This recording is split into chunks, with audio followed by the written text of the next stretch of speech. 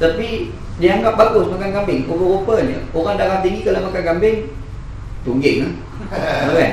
Jadi salah faham itu berlaku. Bila dia buat belanjawan, bajet, contoh kan, ni berlaku, ini ulama-ulama UMNO lah. Tapi masalahnya dia dekat orang-orang yang pembakar ni, orang macam tu juga pergi sokong. Aku tak faham juga kan. Dia buat bajet. Kita tengok bajet tu pun ada problem. Macam mana keuntungan besar kepada pejabat Perdana Menteri sehingga sanggup dikurangkan pada bahagian-bahagian yang lebih penting, pada kementerian-kementerian yang lebih penting kan. Itu ada problem pada bajet. Tapi menariknya ada orang menganggap itulah sebagai bajet kebajikan. Ada kan statement, ada yang menganggap ini adalah kena dengan konsep maqasid syariah, ini adalah bajet rakyat. Tak faham kita ni. Sebab dalam Quran Allah Ta'ala disebut tentang konsep bajet.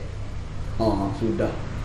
Surah Al-Hasyri ayat yang ke-7 Allah Ta'ala kata, ma apa Allah ala rasulihi min ahli al-qura falillahi walil rasul walidil qurba wal yatama wal masakin wa ibnis sabil kay la yakuna dulatan bainal aghniya'i minkum wa ma atakumur rasulu fakhudhuhu wa ma nahakum anhu fantahu wattaqullaha innallaha syadidul iqab.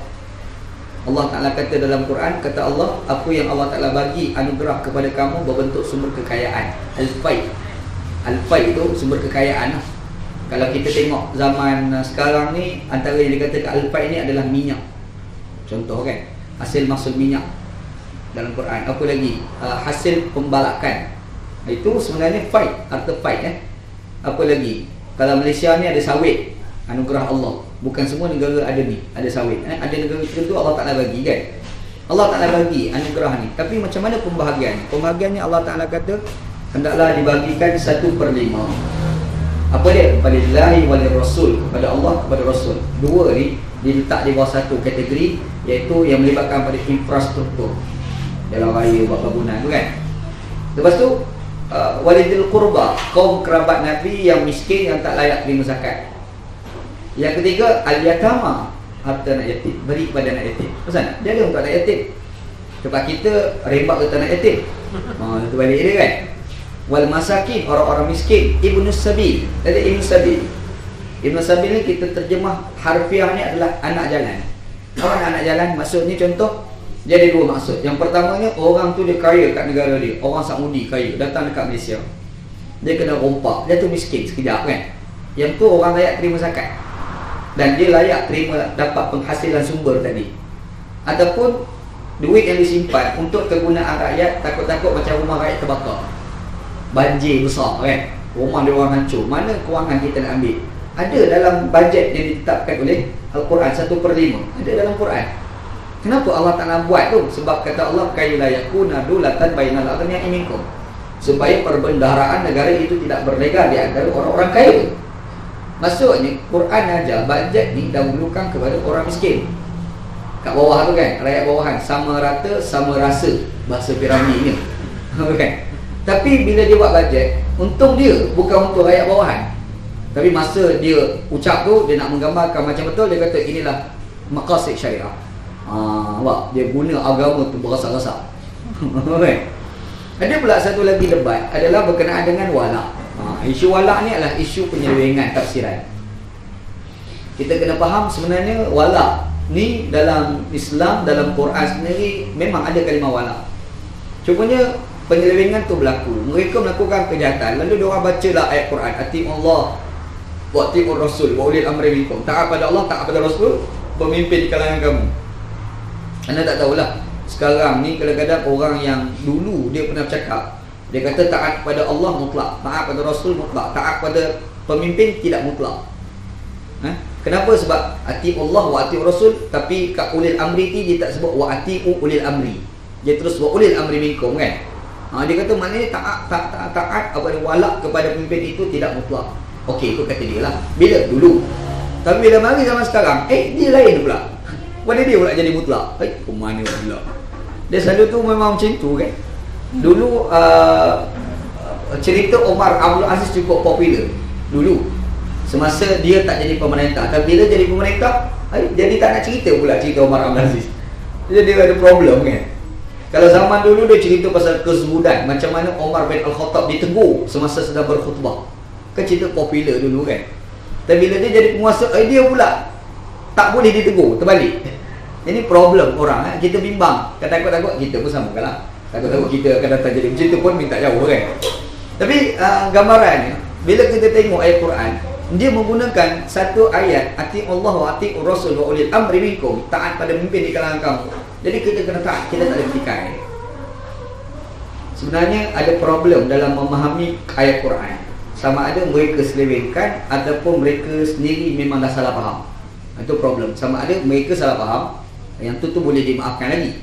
Tapi yang lagi besar ni kadang-kadang dia orang tahu tapi dia sengaja dia orang salahkan orang, bagi orang salah faham. Yang tu yang paling besar lah masalah dia kan. Kenapa Sebab dalam Quran kalimah wala ni macam-macam maksud. Wala ni macam-macam maksud. Ada kalimah wala dalam Quran dia memberi maksud membantu. Dalam Quran ada kalimah wali Ada satu ayat Quran yang Allah Ta'ala maksudkan wala di situ adalah maksudlah membantu Anakut dekat sini surah At-Taubah ayat 71. Allah Ta'ala kata wal mu'minun wal mu'minat ba'duhum awliya'u ba'din ya'muruna bil ma'ruf wa yanhauna 'anil munkar. Allah Ta'ala kata orang mukmin lelaki dan perempuan adalah membantu antara satu dengan yang lain, menyuruh melakukan kebaikan, melarang orang melakukan kemungkaran. Maksudnya wala ni dalam Quran yang pertamanya maksudnya lah membantu, satu. Yang kedua, dalam Quran ada sebut wala maksudnya pelindung, melindung kita. Ayat ni selalu kita baca sebenarnya dalam surah Al-Baqarah ayat 257. Allah Ta'ala kata Allahu waliyul ladina amanu yukhrijuhum minaz zulumati ilan nur. Allah adalah pelindung bagi orang beriman, mengeluarkan daripada kegelapan kepada cahaya. Kan ayat tu popular kita selalu baca kan. Maksudnya yang kedua ni, wala ni dalam Quran maksud yang kedua adalah melindung, pelindung Ada pula yang ketiga, wala ni maksudnya kasih sayang. Ada. Kalau kita tengok dalam surah Al-Mumtahanah ayat yang pertama, kata Allah Ta'ala ya ayyuhallazina amanu la tattakhidhu aduwwi wa aduwwakum awliya. Wahai orang-orang beriman, jangan kamu ambil musuh aku dan musuh kamu sebagai orang yang kita berkasih sayang.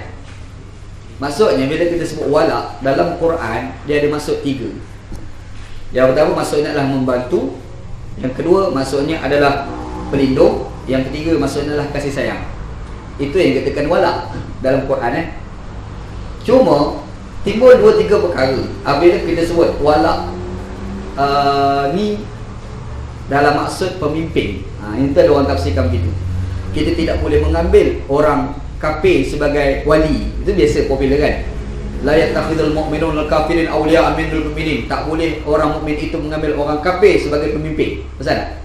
Betul tak tafsiran tu agak-agak? Satu soalan besar. Betul tak tafsiran tu? Wah, cepat jawab. Kenapa kan? Okey, kalau betul kenapa, kalau tak betul kenapa? Sebab kalaulah kita tafsirkan sebagai pemimpin, dia ada satu problem. Apabila ada satu hadis Nabi SAW, Nabi Muhammad SAW pernah sebut, Nabi kata Ali minni wa ana minhu wa huwa waliyun ba'di likulli mu'minin.